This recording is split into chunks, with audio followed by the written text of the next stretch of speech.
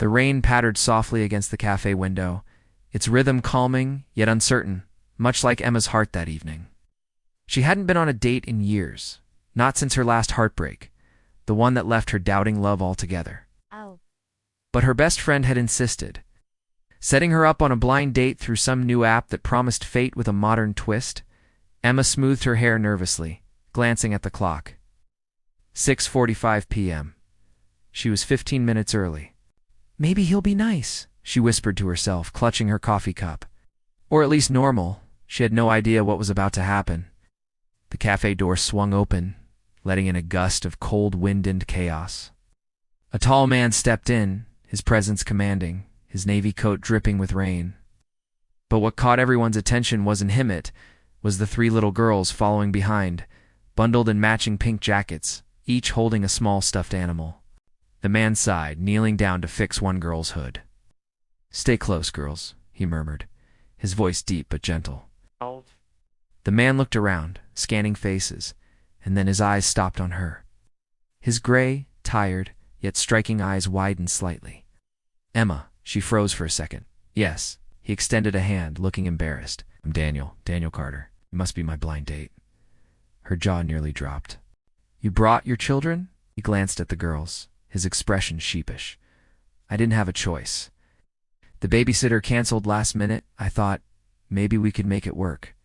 Emma almost laughed, thinking it had to be a prank. But one look at his pleading eyes and the shy smiles of three identical little girls melted her hesitation, so she smiled back. "Well, I suppose it's a family date then." The girls giggled, instantly warming up to her. Dinner turned from awkward to unexpectedly delightful. Emma, being a pediatric nurse, knew exactly how to handle kids. She drew little hearts on napkins, played a quick game of who has the fluffiest teddy, and helped them sip their hot chocolate without spilling a drop. Daniel just watched, completely amazed. His daughters Zabby Lily and Grace usually acted up with strangers. But with Emma, they were calm, happy, and felt safe. As the evening went on, he found himself lowering his guard, something he rarely ever did. He'd built walls around himself after his wife's tragic death 3 years ago. Losing her in childbirth had shattered him completely. Since then, his life had been about survival, not happiness. Work as the CEO of a medical equipment company filled his days. Exhaustion filled his nights. But Emma, she laughed so softly, listened so intently, and never once looked at her phone. For the first time in years, Daniel felt like someone truly saw him, not just the successful CEO or the widowed father, but the man underneath it all. When they left the cafe, the girls tugged on Emma's hand. "Can we see you again?" Grace asked, her little voice full of hope. Emma smiled tenderly. "Maybe," she said, but deep down she wasn't sure. After all, he was a powerful CEO, a single father with 3 children, and she was just a nurse trying to make ends meet. Days passed, but Emma couldn't stop thinking about them. And one afternoon at the hospital, she got an unexpected surprise. Daniel appeared at the nurse's station, holding a box of cupcakes. "I figured I owed you a proper thank you," he said. "The girls haven't stopped talking about you."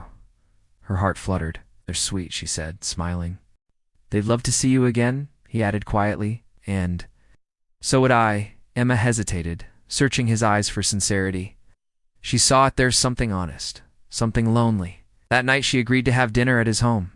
The mansion was elegant, but it was filled with warmth. There were toys scattered about, colorful drawings taped to the fridge, and little shoes lined up by the door. It was chaos, yet it felt so alive. Over dinner, Emma learned more about Daniel's life, how he'd balanced intense board meetings with bedtime stories, how he'd built his company from the ground up while learning to braid tiny ponytails. It wasn't just impressive, it was heartbreakingly beautiful. And somewhere between the shared laughter and quiet memories, something wonderful bloomed. Weeks turned into months. Emma became a constant in their lives, helping with homework, cooking Sunday breakfasts, and teaching the girls how to bake cookies. Daniel often found himself just watching from the doorway, his heart swelling with a feeling he thought he'd lost forever. Hope. But love is never without its trials. One evening, Daniel's business rival offered a cruel reminder of reality. "Nurse Daniel, you're a CEO. Think about your image." The words stung him more than he cared to admit. For the first time, he hesitated when Emma called, started working late nights, skipped dinners, and distanced himself, Emma noticed. Didn't chase him. She'd learned long ago that love couldn't be forced. But when the girls all got sick with the flu and she was the only one Daniel could trust to help, she showed up without a second thought. She stayed by their bedside for nights on end, comforting them, even when Daniel barely spoke a word to her. On the third night, exhausted and pale, she found Daniel sitting in the hallway, his head in his hands. "I'm sorry," he said quietly. "I pushed you away because I was scared. You walked into my life and you made me feel again. I didn't think I deserved it." Emma knelt beside him, taking his trembling hand in hers. "You do, Daniel. You and those little girls deserve all the happiness in the world. You just have to stop running from it." He looked at her for a long moment, then pulled her into a tight embrace. "Stay," he whispered. "Please, just stay." And she did. Months later, the cafe where it all began buzzed with laughter again. This time there were balloons, flowers, and 3 little girls wearing matching dresses twirling in excitement. Daniel stood by the table, nervously adjusting his tie as Emma walked in glowing and radiant. He smiled. "You know, when I first walked into this cafe, I thought bringing the girls was a complete disaster." Emma grinned back. "It was the best disaster of my life." He knelt down, holding out a small velvet box. "Emma, you walked into our storm and brought light back into our lives. Will you marry me?" Tears shimmered in her eyes. "Yes," she whispered. The girls cheered, hugging them both, shouting, "We're getting a mommy." Outside, the rain began to fall again, soft and cleansing, just like the night they first met. But this time, it didn't feel lonely at all. It felt like a promise, because sometimes love doesn't arrive perfectly wrapped. It comes with little pink jackets, spilled cocoa, and second chances. And when it does, the best thing you can do is stay. Thank you so much for watching. If this story touched your heart, please give it a like and subscribe for more content that makes you smile. See you next time.